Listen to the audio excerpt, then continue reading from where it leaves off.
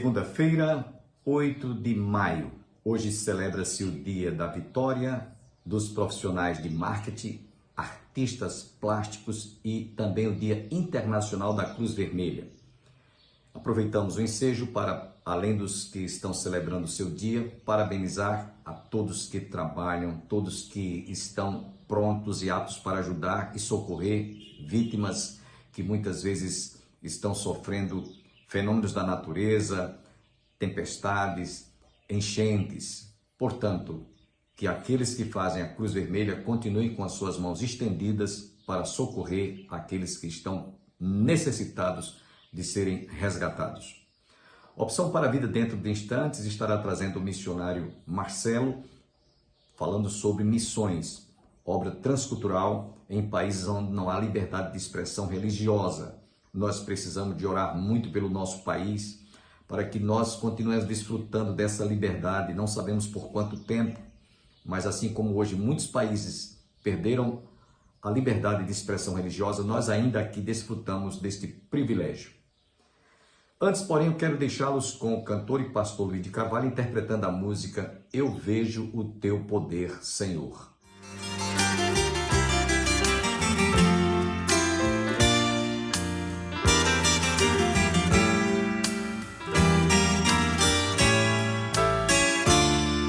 Nas noites silenciosas, no perfume de rosas, eu vejo teu poder, Senhor. No céu estrelado, no dia ensolarado, eu vejo teu poder, Senhor. Na expressão da verdade, na forma de humildade, eu vejo teu poder, Senhor.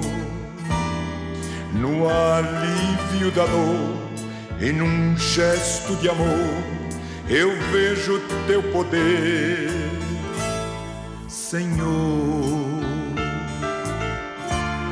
Eu vejo teu poder, Senhor. Eu vejo teu poder, Senhor. Na ave a voar, no bramido do mar, eu vejo teu poder, Senhor.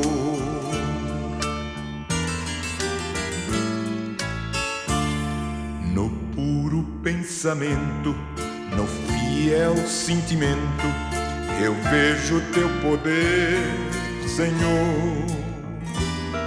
Na chuva a cair, na criança a sorrir, eu vejo teu poder, Senhor. Eu vejo teu poder, Senhor. Eu vejo teu poder, Senhor. Na ave a voar, no bramido do mar, eu vejo teu poder, Senhor.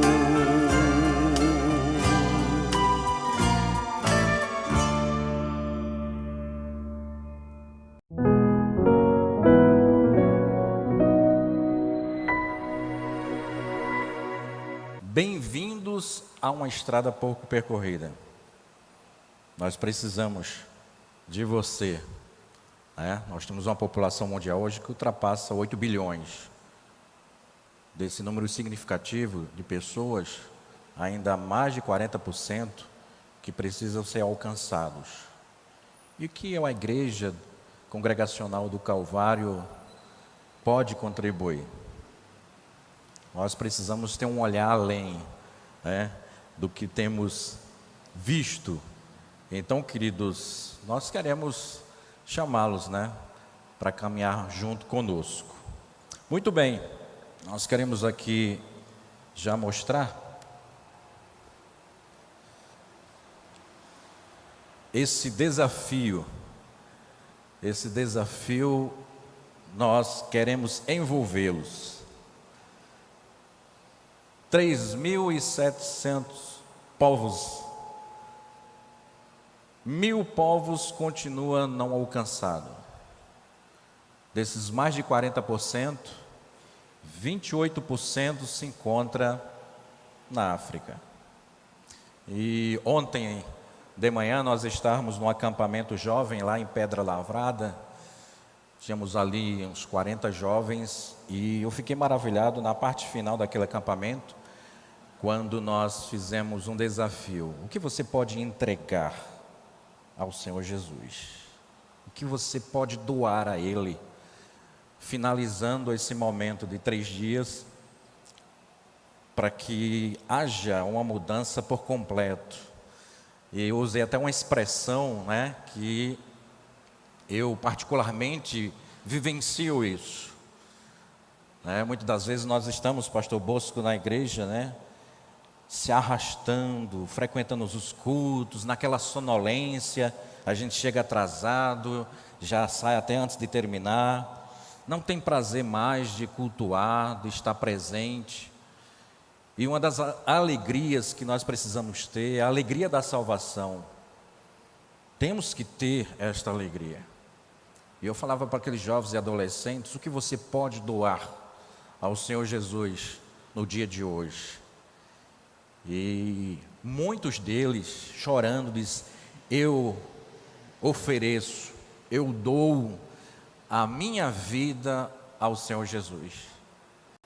Eu dizia: se prepare, porque Ele dá um 360 na nossa vida e modifica por completo, para uma obra extraordinária que Ele tem para realizar na vossa vida. E eles assim indagavam, e a formatura, e o casamento, as áreas da minha vida, ainda sou muito jovem. Eu disse: olha, é um casamento perfeito. Deus age por completo na nossa vida. E a gente caminhando, dezembro nós estávamos no treinamento lá em Londrina, e tinha lá 11 casais, todos jovens, 20, 22, 24 anos, todos eles já finalizando seu processo para ir para o campo missionário. Mas o que me chamou a atenção não foi as suas formações, as suas condições, financeiras, podemos dizer assim, as capacitações que adquiriram, não foi o chamado, a particularidade de cada um deles. E me chamou muito a atenção. Mas um segredo foi relatado na maioria deles, é que eles se entregaram totalmente à missão de Deus. Então é sem reserva, queridos, sem reserva entregarmos a missão de Deus, e com certeza Deus irá trabalhar de uma forma extraordinária. 2023, estamos já, nesse processo, é rápido, Já estamos quase no final, praticamente, do mês de 4. Nós estamos no quarto culto, de missões, e nós temos esse desafio para 2023. 2022, a gente alcançou, ultrapassamos os 75 missionários no campo, e 2023 nós estamos caminhando, e eu vim nessa noite aqui convocá-los para fazer parte. Será que você, hoje, jovens, e toda a igreja no modo geral, alguém, tem até os bilhetes, está ali fora já, preparado, os bilhetes. Se você decidir, a gente já tem os bilhetes em mãos, para ir a curto prazo, longo prazo, ou se você não quiser, nós temos também o bilhete para a diáspora trabalhar aqui no nosso Brasil, em várias áreas, em vários estados, onde o continente africano está representado. Então temos sempre um trabalho disponível. Mas se você olhar assim, desse 2023, irmão Marcelo, nós também temos nossa proposta para 2024. Então, sempre eu digo: olha, coloca teu celular para despertar 10:02 da manhã. O que quer dizer isso, irmão Marcelo? É que Lucas 10:2 relata um chamamento: ore para que o Senhor da Seara envie muitos e muitos outros ceifeiros. Então, você pode fazer isso. Coloque o seu celular para despertar 10:02 da manhã, e quando ele tocar, você sabe: opa, eu vou orar, vou interceder para que o Senhor envie tantos outros, né, para a seara do Mestre. Muito bem, como informação, né, para os irmãos terem um conhecimento maior, existe mais de 3.900 línguas sem uma tradução da Bíblia. Imagine se Deus levanta hoje à noite tradutores. Nós precisamos de tradutores. Quantos dialetos, quantos povos espalhados só no continente africano. E nós precisamos de tradutores. São no mundo hoje 1,5 bilhão de pessoas falando 6.656 línguas que não têm a Bíblia completa em sua primeira língua. Veja que desafio. E nós estamos mobilizando a igreja brasileira para esse fim. E temos obtido resultados. Viu, querido presbítero? Temos obtido resultados. Porque hoje nós temos uma igreja bem capacitada, bem formada, mas precisamos nos envolver mais. Muitas vezes as nossas capacitações, a nossa estrutura de intelecto é apenas para a nossa vivência, né, de desfrutar aqui. Mas a igreja não faz parte dessa terra. Nós somos forasteiros, peregrinos. A nossa cidade está preparada. Amém? Então, nós precisamos compartilhar essas realidades. Muito bem. Mais alguma informação? Em 167 milhões, 167 milhões de pessoas falando 2.014 línguas, que ainda precisa ser iniciado um trabalho de tradução. Na África são 597 línguas sem tradução das escrituras. Isso representa 20 milhões de pessoas. Então esse é um quadro que a gente apresenta nesse culto de missões, né, de como está a realidade. Porque o evangelismo que nós estamos fazendo, ela proporciona, ela dá resultado para a igreja local, e é maravilhoso. E esse resultado é para esses bancos estar preenchidos. O resultado do evangelismo, dessa mobilização, por isso que não é um grupo seleto da igreja que faz esse trabalho, é toda a igreja, porque a convocação, ela é para todos.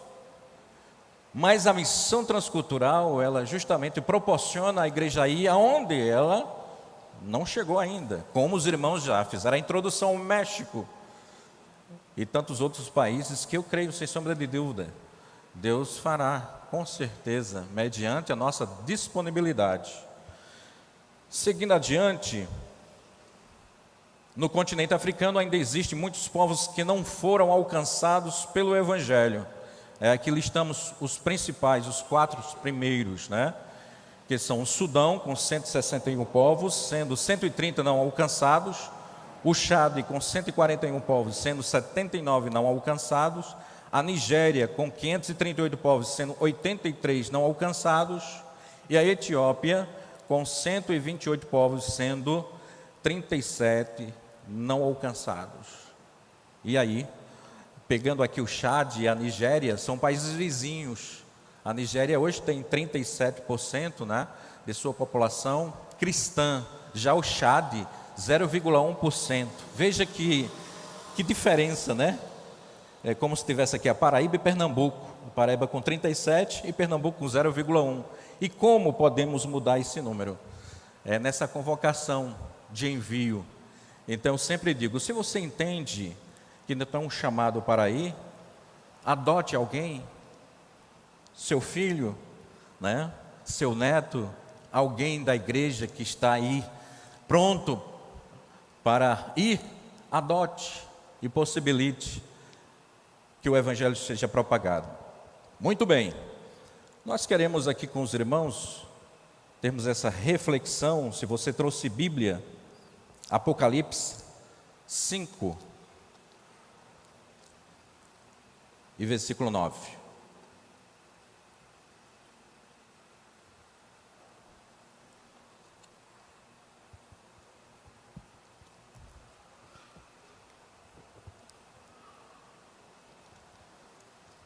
Apocalipse 5, verso 9. e entoavam novo cântico, dizendo: digno és de tomar o livro e de abrir-lhe os selos. Parte B. Porque foste morto e com teu sangue compraste para Deus os que precedem de toda tribo, língua, povo e nação. Recentemente, nós celebramos a Páscoa, na verdade, e a Páscoa, a gente entende, é um processo glorioso para nós estarmos aqui nessa noite. Já está escrito, profético, o processo que aconteceu, a finalidade única é de salvação, de redenção. E aquele hino, o último hino que o grupo louvou, extraordinário, o processo dessa redenção. Por isso, irmãos, leva-nos a alegrarmos no Senhor por esse momento tão gracioso. Por isso que precisamos, agradecer mais ao Senhor. Mas olhando a nossa realidade, eu fiquei me perguntando, por que uma igreja tão grande, podemos dizer assim, de membros, Hoje, assim, por dados, nós temos mais de 260 mil igrejas.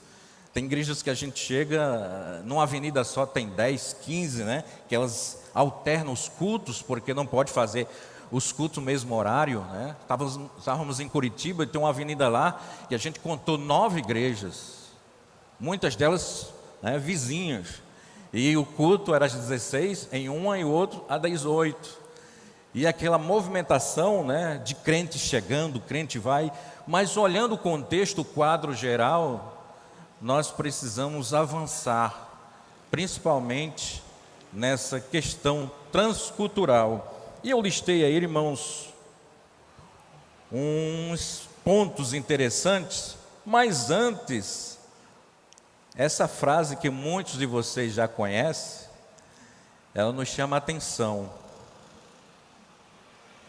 Eu não tive um chamado, li uma ordem e obedeci. Aonde é que essa ordem está? Que a nossa querida irmã Sofia Miller leu. Aonde está essa ordem? Então, se você está esperando uma convocação do pastor, um chamado pela madrugada, que um anjo desça, olha, você, ou que alguém venha, você entenda que já foi feito essa convocação. Ela leu e entendeu que precisava fazer. Não é verdade? Então, queridos, é maravilhoso. A evangelização transcultural significa ultrapassar todas as barreiras sociais, raciais ou linguísticas para que todos, em qualquer parte do mundo, tenham acesso às verdades do Evangelho. E se você observar de Gênesis a Apocalipse, verifica-se o interesse de Deus em salvar os homens de todas as nações, como bem frisou o versículo que lemos, e entendemos que só assim o plano de Deus poderá ser conhecido de todos os povos do mundo. E aí, listando aí o primeiro desafio, ou a primeira barreira, que podemos até nesse culto dizer, que barreira te impede de fazer a missão de Deus? E uma delas a gente entende que é a barreira racial. E se você observar esses versículos, no Evangelho de João, capítulo 4, de 1 a 25, eu trouxe o texto por completo, que você pode aí justamente marcar e entender que essa barreira precisa ser vencida. E nós trouxemos também, aproveitando, sobre um povo que nós trabalhamos. De repente você olha assim e diz, Marcelo, eu quero ir. Pastor Bosco, vamos junto para povoar os povos berberes. E aí nós temos essa população, que é uma população significativa de 30 milhões. Eles habitam em todo o norte da África e está precisando, de um envolvimento da igreja. Nós tivemos agora nesse final de março, com mais 5 casais dos 11 que fizeram treinamento sendo enviados. E foram enviados não para... Você vê que a nossa dinâmica não é os centros urbanos. Por isso que é missão para o interior da África. É os lugares desafiadores. Então a gente convoca para ir àqueles lugares onde o acesso do Evangelho é difícil, né? Mas é impactante. O encontro de Jesus com a mulher samaritana não parece ser tão escandaloso, baseado nesse texto, como hoje seria. Mas se nós, enquanto igreja, buscarmos seguir este exemplo de Jesus dentro dos nossos diversos contextos de exclusão social, com certeza nossa conduta eclesiástica será radicalmente confrontada. A mulher samaritana não podia entrar no templo para adorar. Primeiro, por ser samaritana. Segundo, por ser mulher. E terceiro, por ser amante de muitos homens. Claro, no nosso entendimento, mulher adúltera. Versículo 17 do capítulo 4. Mas o que acontece?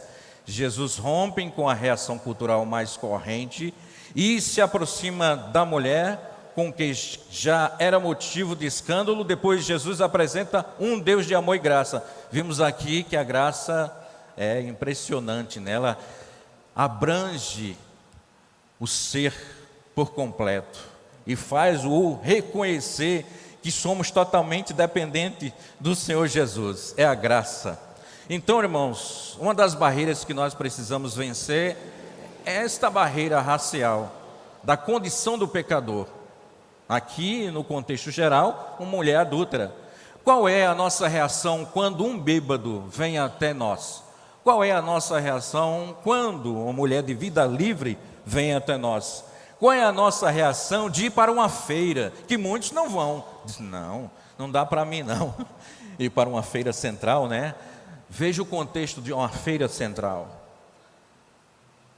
Mas Jesus nos ensina, precisamos vencer essas barreiras.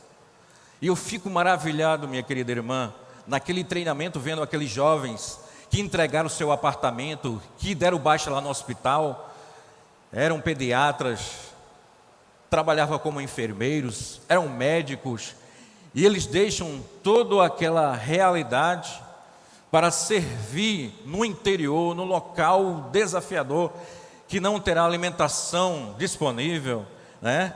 Que as suas possibilidades são totalmente diferentes da que eles vivenciavam, mas estão prontos para servir. E é interessante quando eles chegam lá, né?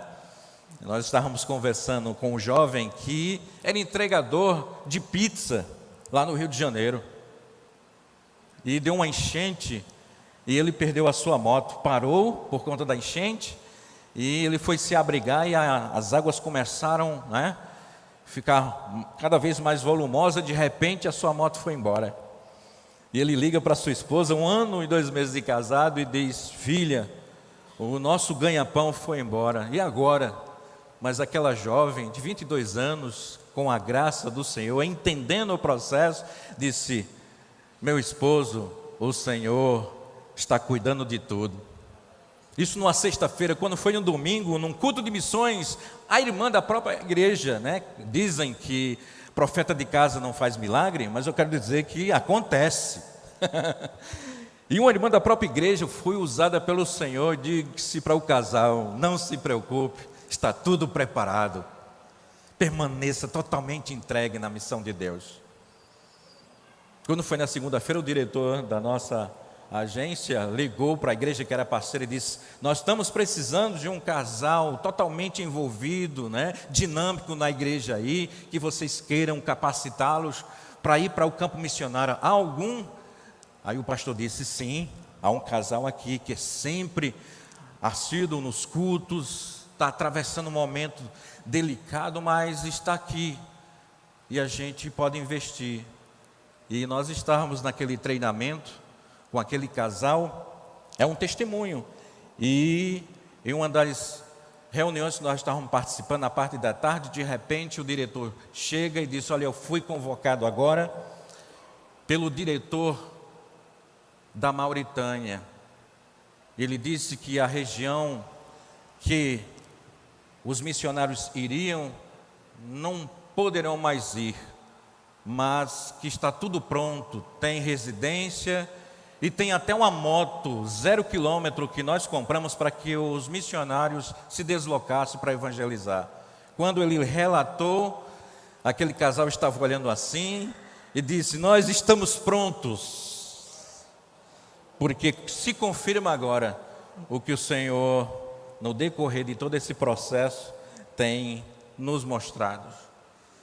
Então, irmãos, nós precisamos estar totalmente disponíveis, mas a gente observa que precisamos vencer as barreiras. Precisamos vencer as barreiras. Outra barreira, irmãos, que nós precisamos vencer, que a gente até deu uma introdução, são as barreiras sociais. Qual é a tua condição? A tua condição limita, né? Muitas das vezes, não, eu não vou até lá, né? A minha posição, né? Eu estou inserido em outro contexto, de maneira nenhuma eu vou chegar até lá. Atos 8, do 26 a 39, né? Vai guardando aí esses textos, relata justamente a trajetória de um homem, né? E eu estava estudando sobre esse homem, eu fiquei maravilhado, um evangelista nato. E se você olhar todo este capítulo, é um capítulo formidável, de ações miraculosas do Senhor na vida de um homem que saiu da sua posição social e, justamente no que o irmão falou, né, invadiu o terreno gentílico para ser justamente porta-voz. E a gente relata aqui, ó, quando os cristãos foram obrigados a fugir de Jerusalém, depois da morte de Estevão, versículo 4 do capítulo 8, Filipe levou as boas novas a Samaria, ultrapassou essas fronteiras, cujos habitantes eram de origem étnica mista, era um povo diferenciado. Às vezes eu não saio da minha realidade, mas nós somos chamados para justamente ir a esses lugares, mas precisamos, né, ultrapassar essas barreiras. Nesta cidade, olha só as ações miraculosas, expulsou demônios e realizou curas miraculosas, e o povo recebeu de bom grado sua mensagem, que é o versículo do 5 ao 8. Muitos homens e mulheres foram batizados, incluindo Simão, um conhecido feiticeiro. Poder, pastor Júnior, que nós precisamos. Muitas vezes a gente é aquele crente tão natural, tão light, né? Que parece que as nossas palavras não surtem efeito, a gente não ora, não medita, não se envolve, somos cristãos.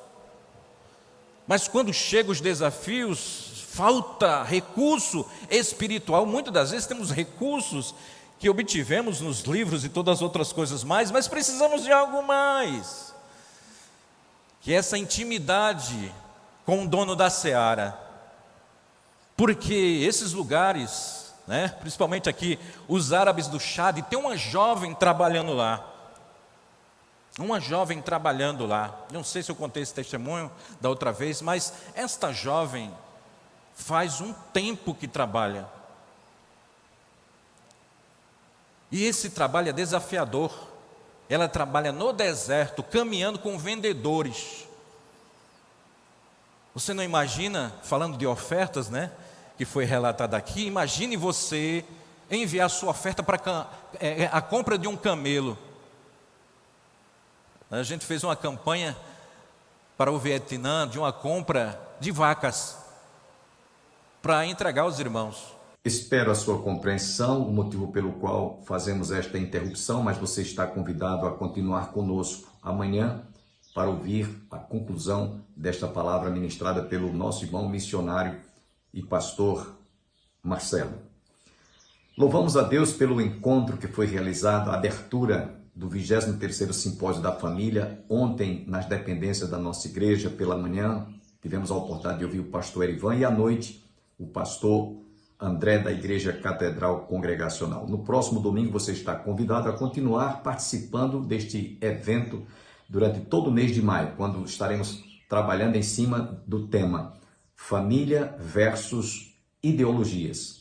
Hoje a família está sendo atacada por todo o vento de doutrina, de ensinamentos, de ideologias que tem como base e como fundamento destruir a família. O alvo é destruir a família, mas lembremos que a família é uma instituição divina constituída por Deus para a felicidade do gênero humano, para a perpetuação da raça humana. Por isso, as portas do inferno não prevalecerão contra a igreja, nem muito menos contra a família.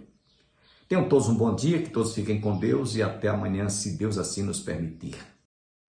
Muy cansado estou, mas procuro, Senhor, dele é a voz que eu almejo ouvir. Na gloriosa manhã ou à noite a dormir, haverá paz no vale pra